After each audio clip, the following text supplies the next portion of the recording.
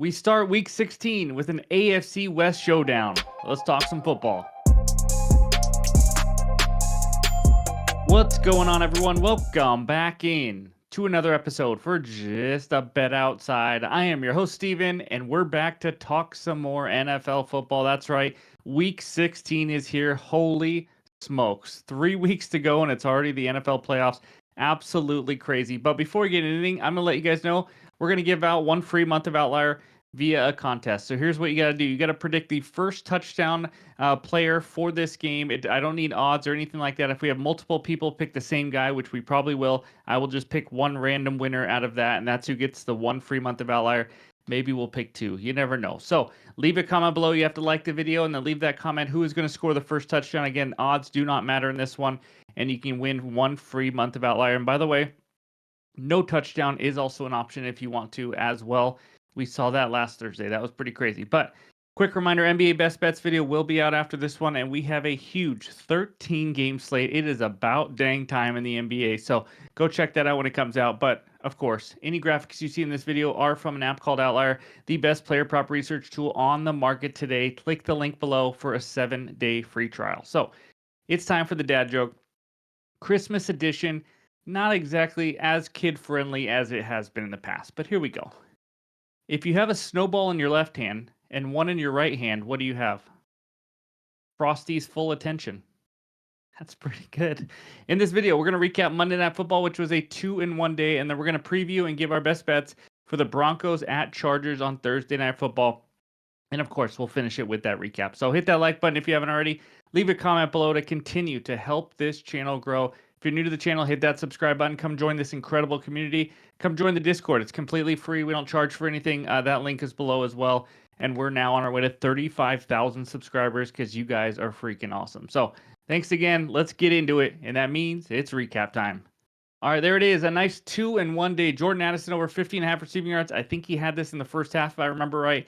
Just a super easy winner. Huge part of that offense right now. Under 45 Atlanta Vegas was never, ever a sweat. I mean, it really wasn't. Those two teams couldn't do anything offensively. And then the third one that pissed me off, of course, because we lost. You should always be mad. But DeAndre Swift under 15.5 carries. Even in the first half when he had, 11 carries for 30 yards, the coach, the interim head coach, just decided to keep running him into a wall. Even when they fell down 20-3, they started out by running the ball. He found a little success in the second half, but it was just unbelievable. I mean, there's a reason this team scores like 0 in the first half every single game. The play calling got me on that one. I don't know what else to tell you. It wasn't because he was just super successful. 11 carries for 30-something yards in the first half. Just absolutely killed us. It was wild. But either way, you can't win them all. 127 to 125 on the year, up 3.32 units. Of course, if you're looking for the full breakdown, every Sunday night video for the Monday Night Football game, we give the full recap and break down how we've done player props, game bets, everything like that. So that's the Monday Night Football recap, and now it's time for Thursday Night Football. All right, we head out to LA where the Chargers host the Denver Broncos. Chargers minus 2.5. Total in this game, 42.5. Let's just talk preview trends on this game real quick. These two teams met back in week 6. The Chargers won 23-16. Since then, they both played well. Broncos 6-2. Chargers have gone 6-3. Against the spread numbers, the Broncos are the number 1 ATS team in the NFL. Definitely outplaying expectations. They are 6-1 ATS on the road as well. Chargers overall 9-5 ATS, 4-3 ATS at home.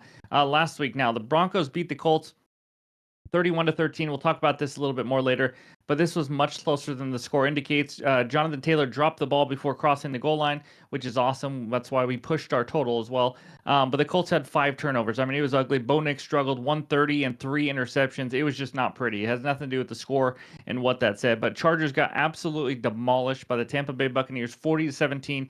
They got out-yarded 506 to 206. That's ugly.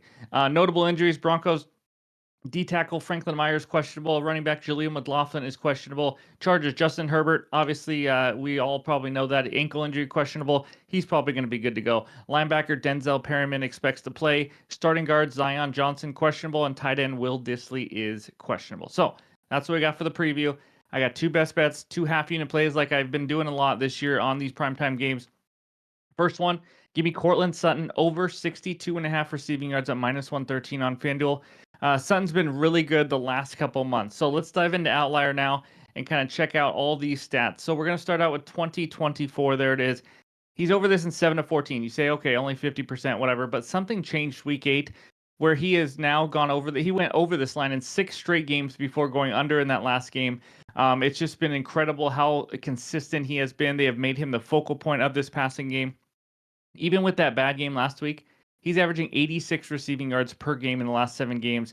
62.5 is just a little bit low of a number in my opinion. But let's scroll down to look at some more numbers with Sutton here.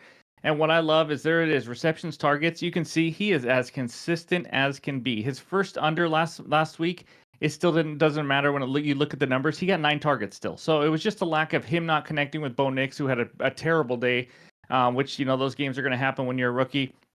Hopefully it doesn't happen here, but he's still got 9 targets, so nothing changed there. And as you can see, 8+ targets in 7 straight games, 9+ in 6 of the last 7.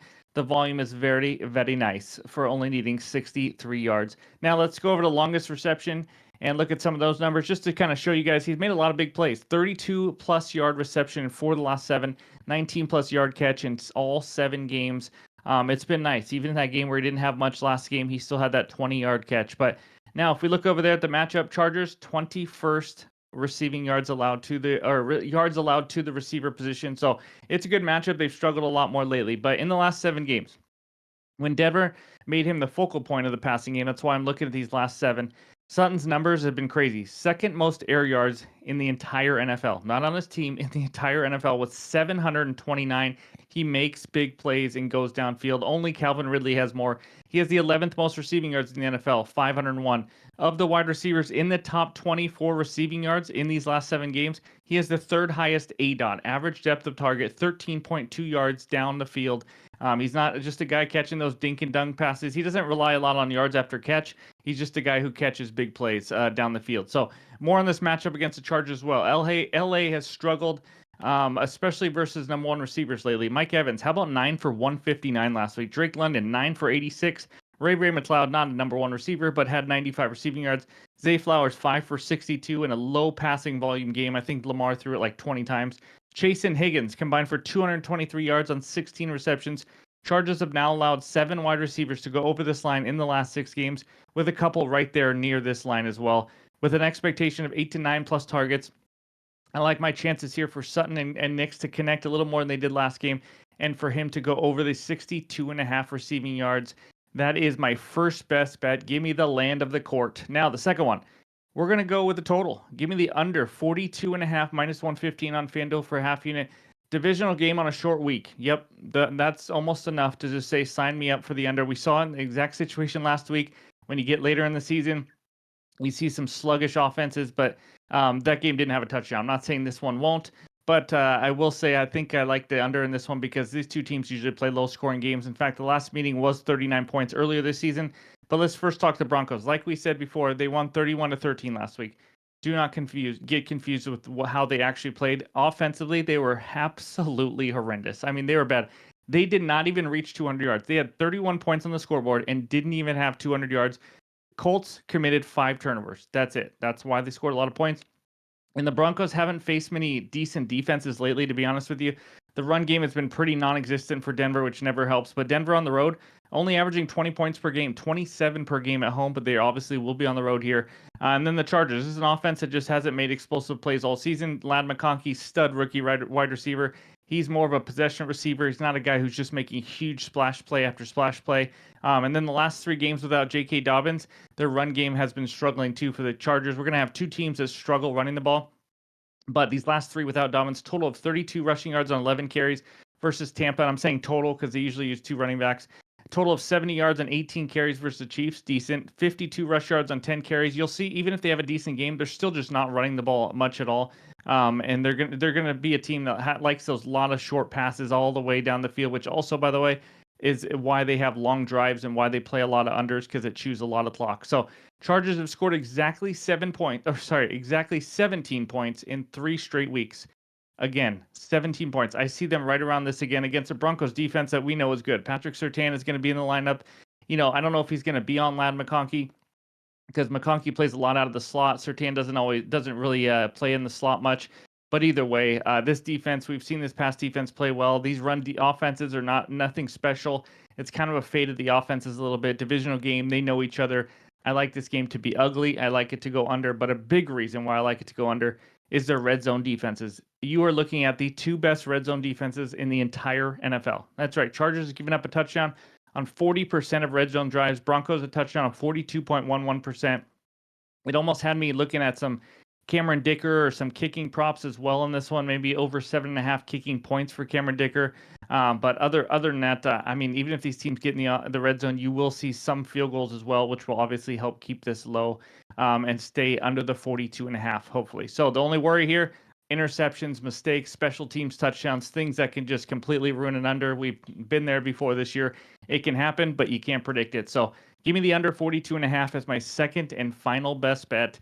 And those are the two best bets I like for Thursday Night Football. But before we get out of here, let's check out the recap. All right, there it is. Cortland Sutton over 62.5 receiving yards at minus 113 for a half unit. And then the under in this game at 42.5, minus 115 on FanDuel for another half unit. So that's what we got. Let's continue that roll from week 15 and have another great weekend in the NFL. If you haven't already, hit that like button. But thank you guys, as always, for watching day in and day out, leaving those comments and everything. I appreciate it. But hope everyone has a great Thursday, and we'll talk to you soon.